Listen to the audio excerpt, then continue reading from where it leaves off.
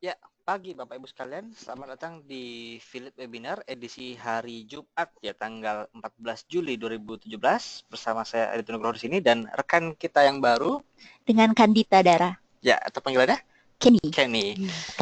Ya, seperti biasa sebelum kita mulai kami ingin konfirmasi terlebih dahulu apakah gambar dan suara dapat terlihat dan terdengar dengan jelas.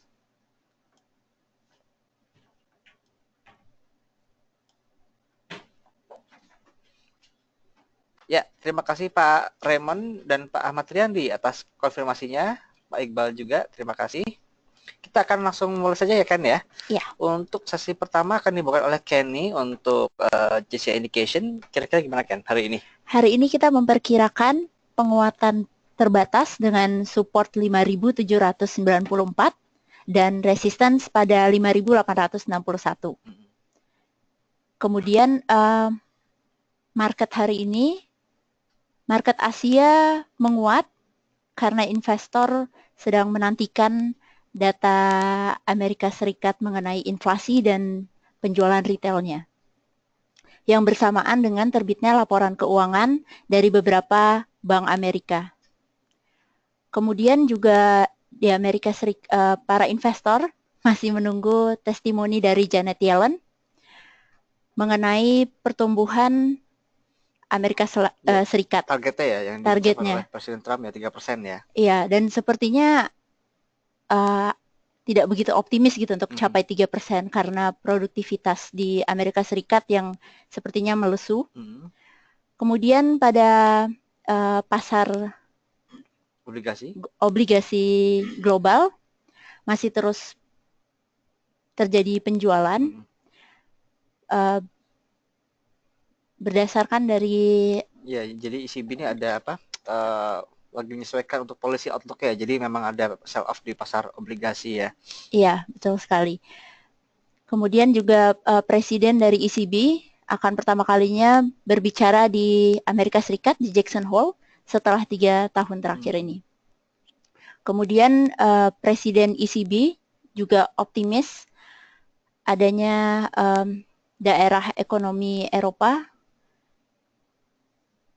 yang ini Eurozone ya. Jadi masih butuh stimulus untuk Eurozone. Sinyalnya masih positif bahwa stimulus ini masih akan digelontorkan di Euro. Jadi bisa mampu mengangkat lagi ekonomi Eropa yang sudah mulai bangkit. Ya, kita masuk ke komoditi kan ya. Ini komoditi juga relatif stabil. Semalam Edo-nya agak dalam 0,91. Tadi kalau JCI Indication, kita akan lihat teknikalnya nanti kenapa kok kita bilang ada potensi untuk bullish. Sementara untuk komoditi energi, minyak terkoreksi tipis 0,5% dan sementara batu bara masih naik 0,8% ke level 82,75 ya. Jadi mungkin batu bara bisa coba dilihat hari ini ya kan ya. Yeah. Nah, tadi bicara soal IHSG, kenapa kok bullish? Kita masuk ke chartnya sedikit untuk teknikalnya. Nah, ini kemarin ada secara candlestick ya, ini ada membentuk hammer di atas. Tapi bisa kalau pola hammer ini akan diikuti oleh rally. Mungkin tidak akan terlalu banyak, mungkin sampai level 58-50-an itu untuk menguji resisten terdekat. Tapi di sisi lain yang agak mengkhawatirkan, nah ini kita ada baru menambahkan fitur di foreign flow analysis. Kalau sebelumnya kan kita hanya melihat di sisi equity market atau pasar saham saja untuk foreign flow-nya, di mana memang kemarin ada net sell ya 740 miliar kalau nggak salah, walaupun IHSG naik tipis. Jadi setiap ada kenaikan ini asing pasti net sell membesar. Jadi memang kalau ada kenaikan tidak untuk mengejar beli, hanya untuk kita jualan saja. Dan kalau ada turun dalam koreksi, nah itu kita bisa kesempatan untuk trade buy. Jadi hanya untuk trading saja.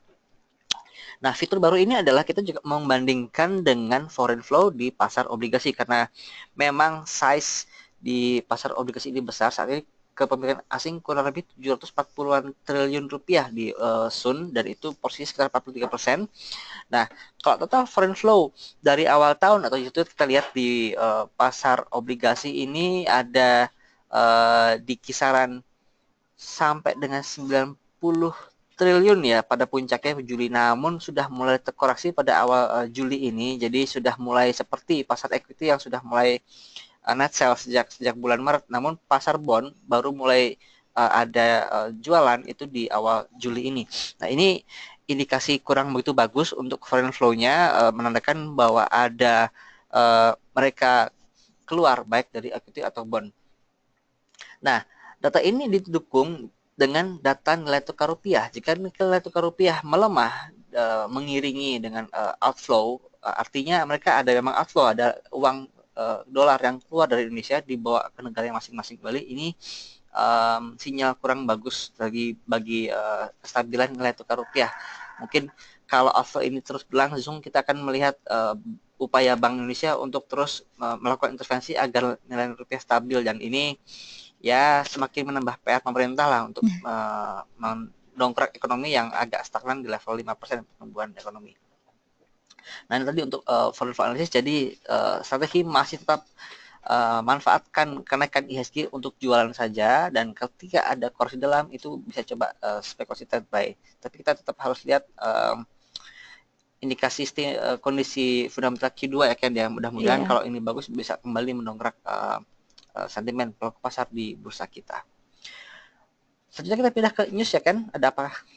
Hari ini semen Gresik yang penjualan semennya tergantung dari industri properti masih belum menemukan titik terang di semester awal 2017 ini, karena penjualan rata-rata properti masih belum mencapai targetnya. Kalau dilihat dari total penjualan semester pertama dibandingkan dengan semester pertama tahun 2016, year on year masih turun 1%. Tapi semen Gresik masih optimis nih untuk pertumbuhan sales ini setahun ini yang akan meningkat 4%. Full year ya? Ya, full year, karena mereka melihat proyek infrastruktur bangkit lagi nih, ramai lagi. Kemudian news berikutnya datang dari Siloam International Hospital. Siloam baru saja mengambil alih Rumah Sakit Hosana Bekasi. Ini menjadikan rumah sakit keempat yang diambil alih oleh Siloam. Rumah Sakit Hosana Bekasi sendiri itu terdiri dari memiliki 100 tempat tidur. Pengambil alihan ini bersamaan dengan pembukaan rumah sakit baru di Bogor, Siloam Hospital Bogor, yang memiliki 200 tempat tidur. Dengan total ada 29 rumah sakit di bawah manajemen Silo. Jadi agresif sekali ya Silo ya? Iya. Berikutnya dari Agung Podomoro Land, mereka menargetkan penjualan sekitar 4,5 triliun tahun ini. Tapi realisasinya sampai dengan akhir kuartal pertama baru 500 miliar. Masih jauh ini ya. Banget. Tapi APLN berharap sales ini, target sales ini akan tercapai dari proyek Karawang mereka sebesar 8,89% dari total pendapatan mereka atau sekitar 400 miliar. Untuk tahun ini ya? Untuk total tahun ini. Dua proyek di Karawang tersebut, ada satu dua proyek yang akan dirilis oleh Agung Podomoro Land. Ada satu di Batam dengan apartemen Orchard View, dan apartemen kedua itu di Podomoro Golf. Mereka menambah satu tower lagi. Jadi sudah menambah keempat ya. Kalau yang tower pertama tuh kalau salah sold out juga karena lokasi tepat di depan stasiun LRT ya. Nah itu lokasi mungkin agak jauh, tapi karena jualan LRT dan nempel tol Jagorawi jadi agak kencang. Strategis sekali ya penjualannya. Kemudian berita terakhir dari United Tractors, UNTR sampai dengan bulan Mei 2017, UNTR berhasil meningkatkan penjualan alat berat mereka dengan total 71,4% lebih tinggi dibanding tahun sebelumnya. Kemudian peningkatan penjualan ini didukung oleh bisnis batubara yang meningkat kembali ya. Yang mulai pulih ya. Mulai pulih. Ya, kemudian juga dari peningkatan harga komoditas dari perhutanan dan perkebunan. Ya, jadi ini Yuti kalau kita lihat isinya memang tidak hanya alat berat, dia sudah ada Taman Persada ya, jadi kontraktor batubara, jadi bisa saling support. Jadi ini adalah indikasi bahwa memang sektor batubara sudah mulai pulih, jadi artinya tahun ini mungkin kita bisa betting on sektor batubara. Ya, itu untuk news hari ini. Kita menantikan pertanyaan Bapak Ibu sekalian. Bagi ada yang ingin ditanyakan, bisa diketikkan di kotak yang tersedia. Ya, Pak Robert, mohon penjelasan dan pertimbangan untuk red issue bumi. Nah, ini penjelasan ya, masih tidak jelas juga sih ini kemana. Nah, pertimbangannya untuk red issue, kita lihat teknikalnya Pak Robert ya. Biasanya kan kalau market optimis, ya harusnya tercermin dari harga sahamnya yang bergerak naik. Tapi kalau harga sahamnya, bagaimana kita lihat ya tidak kemana-mana. Jadi artinya market juga mungkin skeptis atau bingung dengan langkah right issue bumi karena ada multi stage ya. Jadi yang dapat right issue seri A, lalu ada seri B, lalu juga ada OWK juga. Nah, ini masih cukup membingungkan, tapi sekali lagi ini kalau dapat right ya mungkin sebaiknya dijual saja jika ada harganya ya. Tidak untuk dipegang karena takutnya kalau dikonversi nanti eh, bisa jadi obligasi lagi entah gimana caranya 40 lipat ya. Jadi prinsipnya kalau kita nggak jelas mending nggak usah ikutan gitu aja untuk lebih aman ya Pak ya. Nah, lalu ada Pak Antonius Lelu untuk saham alam Astra Internasional, LPK dan BNGA. Ya, Astra Internasional kita lihat teknikalnya. Oh ya, untuk kendaraan bermotor roda 2 kemarin itu IC atau Asosiasi Sepeda Motor Indonesia menurunkan target penjualannya ya. Karena memang untuk semester 1 ini total penjualan cuma 2,7 juta motor. Memang itu artian ada ya bisa dikatakan penurunan daya beli masyarakat. Karena kalau roda 2 emang indikasi dari daya beli masyarakat, jika itu bagus maka masyarakat bisa membeli uang bisa membeli lebih ya, artinya daya belinya ada. Sekarang ini kalau dilihat dari angka penjualan motor lalu juga penjualan retail kemarin yang mengecewakan, ada indikasi masyarakat menahan uangnya untuk belanja. Jadi dari sektor otomotif mungkin akan sedikit tidak mendukung. Nah, mudah-mudahan dari sektor perkebunan nanti dan juga dari batubara bisa kembali mendongkrak Astra Internasional. Yeah. Kalau dari harganya sekarang ini masih dicoba diterlikan saja Pak dengan rentang mungkin bisa buy on weakness ya jika ada koreksi ISG juga di kisaran 8630 dan bisa trade sell di kisaran 8 hingga ke 8850 rupiah. Jadi itu masih coba kita terlihat saja Pak untuk saham Astra. LPKR, gimana dengan LPKR? Ya, ini sudah mulai bangkit ya kemarin LPKR. Sempat turun jauh ya. Ya, nah ini kalau kita lihat jangka pendek, ini sempat ada dari posisi di 835 sampai ke level 620, 630. Nah, ini sudah mulai mendekati area 50%-nya, Pak. Seperti kalau teori technical yang habis turun dalam ini, pullback-nya kira-kira sampai setengahnya. Ini sudah mendekati di level 730. Jadi yang kemarin sempat ambil di bawah, mungkin bisa coba siap-siap profit taking di area 730. Apalagi kalau sudah mulai kelihatannya slope kenaikannya sudah mulai terbatas di level 730. Satu, secara gerakannya. Kedua, kita dari MACD indikatornya, dari histogram ini kekuatan kenaikan sudah mulai melemah sejak awal pekan ini ya, walaupun harga masih naik terus sampai 720. Namun kalau dari histogram sudah mulai memuncak, jadi artinya memang tampaknya level 730 menjadi level resisten di saham LPKR ini Pak. Jadi bisa coba trade sell dulu dan nanti tunggu sampai ada koreksi sudah bisa memantul lagi, mudah-mudahan tidak sampai ke level 630 650 Pak ya, jadi membentuk area higher low, mudah-mudahan di kisaran 660 sehingga kita bisa memprediksi bahwa next rebound pasca koreksi ini bisa lebih tinggi dari level 730-nya. Demikian Pak Antonius Leo. Lalu ada BNGA, CIMB Niaga. Di berita ada pertumbuhan kredit bank swasta ini tidak setinggi bank-bank pemerintah ya. Jadi memang bank pemerintah ini ditopang oleh permintaan infrastruktur.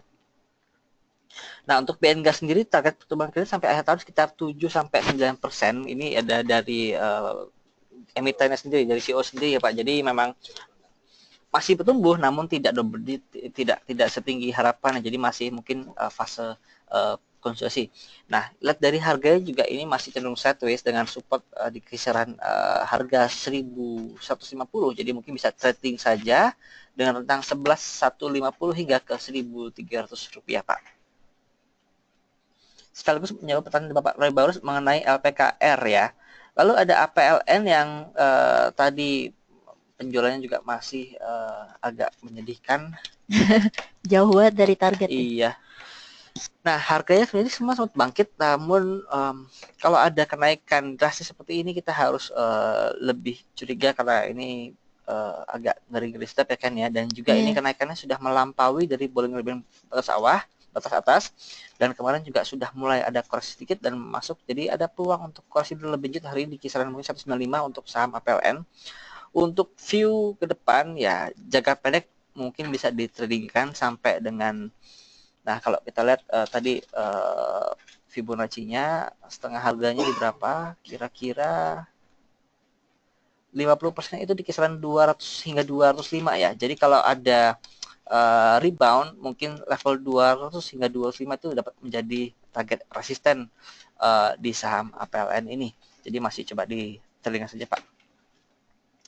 Lalu CTRA. CTRA juga kemarin sudah mulai bangkit ya dari 3 pekan lalu, dari harga 1.100 sudah sampai ke level 1225. Namun kita perlu lihat apakah kenaikan ini sustainable. Ya, coba kita pakai Fibo. Kurang lebih di sini. Oh, ini tepat di area resisten ya. Iya. Oke. Nah, kalau sudah seperti ini bisa coba pakai 2 strategi. Pertama, jika sudah ada kardung barang di bawah modal 1.100-an, mungkin kalau level resistance sekarang capai bisa coba lepas sebagian saja. Karena kalau memang ada naik ke atas kita masih ada barang, namun jika ada koreksi kita bisa kembali ambil di bawah. Nah, kalau memang ada koreksi maka tunggu kembali di kisaran 1160 ini support utama. Jika jebol maka ada peluang kembali ke level 1090 sebagai support keduanya. Nah, lain hal jika dia masih terus ke atas, breakout di atas level 1225 dan bertahan paling nggak 3 hari sana, kita akan melihat untuk next target price resistance di level 1320. Namun tentu tidak akan smooth linear dari breakout langsung ke sana, akan ada koreksi sehat. Namun setidaknya koreksinya tidak menjebol di bawah support level 1225 yang menjadi supportnya jika level ini kembali terbreakout. Jadi sekarang kalau Bapak sudah ada barang di bawah, kalau saya yang dijual boleh di hold dulu. Namun jika ingin ada profit taking, boleh coba jual sebagian. Dan kalau yang masih ditahan itu bisa coba tunggu di level 1320 untuk bisa dijual kembali Pak. Demikian Pak Roy Barus. Lalu Pak Ahmad Riyandi, ya oke. Untuk Pakuwon dan Ramayana. Nah, Pakuwon itu seperti kita tahu bahwa ini recurring income-nya masih besar dari mall sekitar 50-an% ya Yuda ya. Pakuwon ya. 51% itu untuk recurring income Pakuwon ini bagus di tengah penjualan yang barunya masih belum bisa kick in. Dan juga yang di Kota Kasablanka dia baru topping off proyek apartemennya peluasan. Nah, sedikit dari dunia retail kemarin sedikit ada jalan-jalan ke Pacific Place ya, itu mallnya kok banyak yang tutup tokonya itu. Jadi kelusuan tampaknya sudah mulai menyentuh pasar high end.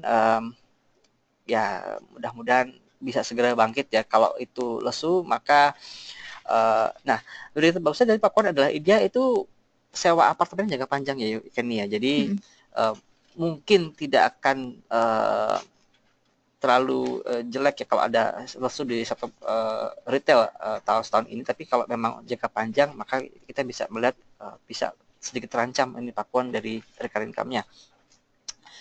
Lalu juga ada RALS. Nah, kemarin juga penjualan lebaran mengecewakan. Kita lihat Q2 ini, jika seandainya memang tidak terlalu jauh dari target, kami masih akan maintain target price kita di 1350 dengan target revenue dan net income masih seperti biasa. Namun jika memang ada disparitas cukup jauh dari target kita mungkin akan sedikit direvisi. Namun sekarang ini kami masih cukup optimis bahwa Ramayana bisa mencapai target untuk full year 2017 ya Pak Ahmad Riyandi. Nah, untuk technical Pakuwon dan RALS sendiri.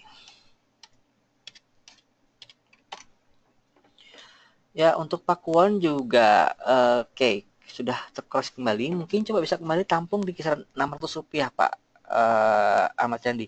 Tapi kalau boleh saran sih tidak full power. Artinya ketika 600 kita full power belanja enggak, sedikit-sedikit dulu. Takutnya dia ada jebol di bawah 600. Nah ini yang ya bisa sedikit mengkhawatirkan kembali ke level 580. Jadi strategi kita kalau sampai 600 boleh masuk sebagian dulu, kalaupun jebol tunggu sampai depan tulang ke atas baru boleh masuk lagi. Untuk rentang masih antar di rentang 590 hingga ke 640 untuk pakuannya. Sementara untuk Ramayana, kemarin berita penjualannya cukup mengguncang, harganya dari harga 1.250 turun lagi sampai ke 1.095 kemarin closingnya. Nah, ini sudah mulai ada konsolidasi, dan kalau lihat dari 12.5 mungkin kisaran 11.50 hingga 1.200 sebagai resisten terdekat di saham Ramayana Lestari Sentosa. Jadi kalau ada hari ini masih naik, boleh coba ikut masuk, dan 11.50 hingga 1.200 kita coba bisa jual lagi di saham Rals.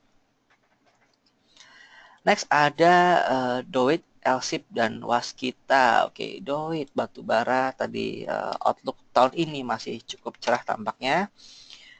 DOS ini juga masih sideways Pak, jadi mungkin trading saja dengan rentang 820 sampai ke level 900 rupiah. Sekarang ini masih tengah-tengah, mungkin coba tunggu sampai 800 boleh buy on di saham Doit. Next ada LSIP, sektor sawit juga masih anteng ya, belum ada gerakan signifikan. Nah ini sudah menutup gap di area 1450, dan kita lihat dari MACD juga sudah mulai peaking, sudah mulai memuncak, dan bagi yang ada barang di bawah 1370-an mungkin bisa coba realisasikan profitnya di level 14.5, 14.6 untuk take profit, dan tunggu sampai ada koreksi kembali mungkin di kisaran 1.400 untuk kembali akumulasi di saham LSIP. Next ada WSKT, ya konstruksi masih lesu. Oke, ini ada peluang ini untuk trade buy ya, karena kita lihat ini stokastik sudah di area oversold dan sudah golden cross. Bisa kita manfaat barang 3 hari, mungkin sampai Selasa, Rabu pekan depan ya, kan ya. Yeah. Dengan target price di kisaran 2250 sampai ke 2300. Jadi sekarang bisa coba buy on di kisaran 2190 2200, dan take profit di kisaran 2250 hingga 2300 Pak Iqbal. Tapi sekali lagi ini hanya untuk trading, tidak untuk di keep, karena kondisi market seperti ini lebih aman untuk trading saja, tidak untuk di hold. Pak Mada Adi Widyarta, saham Pegas dan Inaf ya masih menantikan Q2-nya. Pegas Tanikel juga masih sideways, ini sedang meluncur ke bawah. Nah, support kemarin ada di kisaran 2240 ya. Jika dia jebol ke bawah, maka sebaiknya tunggu dulu untuk masuk wait and see, karena takutnya seperti WSBP ya, dia jebol ke bawah lagi. Ini untuk Pegas rentangnya antara 2240 sampai ke 2400, jaga pendek. Namun kalau lihat dari trennya ini sedikit ada downtrend ya, jadi ini ada pelemahan di sini. Kita lihat slope-nya memang tidak besar, tapi ini udah confirm downtrend. Kalau ingin masuk sebaiknya tunggu sampai menyentuh bowling range batas bawah ya, ini di kisaran 2240, lalu bisa jual ketika sudah mendekati batas MA20 atau middle band-nya di kisaran 2340. Rentangnya 100 rupiah, tidak terlalu lebar tapi cukup lumayan ya kayak jaga pendek seperti ini. Next ada Inaf, Indofarma. Nah, ini juga tidak ada pergerakan, volume tipis sekali Pak. Kalau Bapak ada barang, ya coba bisa di hold saja sampai ada gerakan lagi. Jika belum ada barang, mungkin sebaiknya tidak untuk masuk dulu di saham Inaf, paling tidak sampai ada volume kembali di saham ini. Sementara tidak ada volume, mungkin harga masih akan cenderung tertahan di kisaran 27 hingga 2750 saja Pak. Sekaligus menjawab dari pertanyaan Pak Andri ya, Pegasnya. Lalu ada Wika, Pak Andri. Oke, Wika juga ada di batas bawah Bollinger Band ya. Ini ada peluang kalau Bapak ada barang sudah, mungkin tunggu sampai kisaran 22 tidak terlalu lebar ya, 2230 sampai 2250 untuk take profit atau trade sell.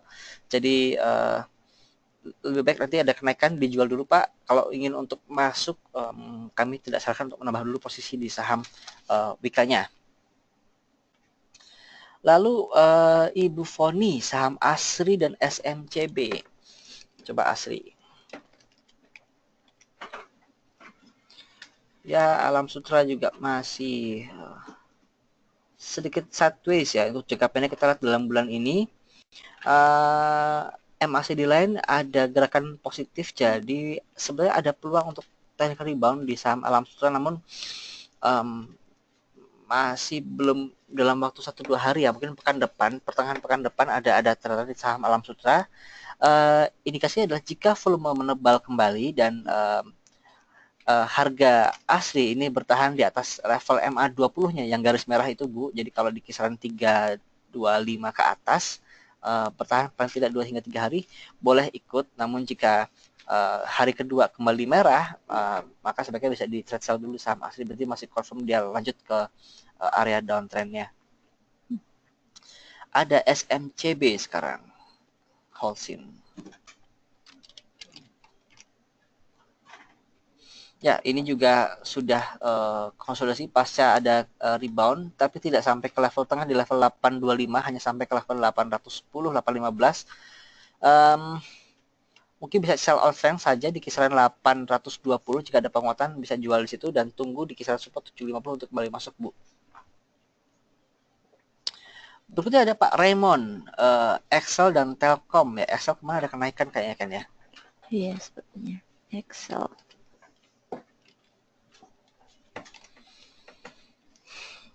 Oke, ada Doji. Kenaikan tidak kuat. Jadi kalau Bapak kemarin sempat ada ambil bawah di kisaran 31, bisa coba trade sell dulu Pak di 33-nya. Kayaknya kenaikannya tidak terlalu kencang kemarin. Mungkin akan kembali peluang untuk koreksi kembali ke level 31. Jadi jika ada barang sebaiknya trade sell dulu di saham Excel-nya. Lalu Telkom. Nah, kemarin Telkom ada sedikit koreksi lagi, tapi sudah mulai stabil. Kalau di sini kita memang Telkom polanya seperti ini ya sejak awal tahun lalu. Jadi pasca kenaikan tinggi dia ada fase konsolidasi dalam 2 hingga 3 pekan. Dan kalau sekarang ini area support di kisaran 4550 Pak. Jadi kalau Bapak coba ingin masuk sebagian dulu bertahap masuk ya, bisa masuk di level 4550. Nah, kita kalau dia ada turun sedikit mungkin sampai ke level 45 bisa menambah posisi di sana sambil menantikan kita rilis Telkom laporan keuangan Q2-nya yang mudah-mudahan masih bisa bagus seperti Q1-nya. Lalu ada Antam ya? Ibu Levi, Antam. Ya, Antam juga masih belum kemana-mana, Bu. Kalau harganya masih tertahan di level 700, ini masih bisa di hold. Memang 700 ini tampaknya jadi support kuat di saham Antam. Pun ada kenaikan, sebaiknya dapat dimanfaatkan untuk jualan, mungkin di level 730 sampai 750 Bu untuk jualan di Antam.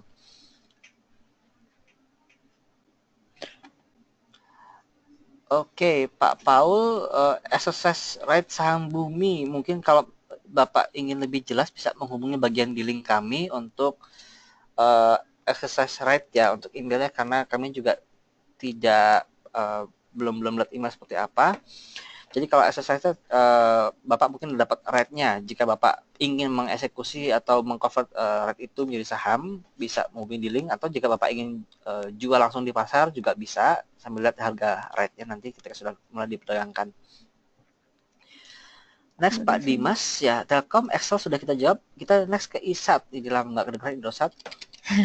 Apa kabar dia? Iya, harganya juga masih cenderung stagnan di kisaran 6.000 hingga 64. Ini jangka pendek ada tren menguat, namun kalau 1-2 hari bisa coba buy on mungkin di kisaran 6.100 Pak untuk bisa coba trade buy dan jual kembali di kisaran 64 untuk saham Excel ini. Maaf, saham ISAT ya. Ya. Lalu kemudian Pak Sastra, saham Era Jaya. Kalau kita jalan-jalan ke mall lihat toko gadget ya, mungkin kalau 3 tahun lalu ramai orang, kalau sekarang kayak ramai dengan penjualnya aja, pengunjungnya juga sepi. Sama satu toko Era yang cukup flashy dan baru desainnya, tapi kok pengunjungnya agak minim. Ya, kita lihat penjualannya saja nanti Q2 jika memang penjualannya stagnan atau turun, jadi sebaiknya avoid dulu di saham-saham retail seperti Era, apalagi kalau gadget ini kebutuhan tertier ya. Kalau untuk pakaian dan motor saja orang sudah mulai mengurangi pembelian, mungkin untuk gadget juga justru akan lebih lebih berkurang berkurang lagi ya lagi, seharusnya, atau mungkin switching ke produk yang lebih murah.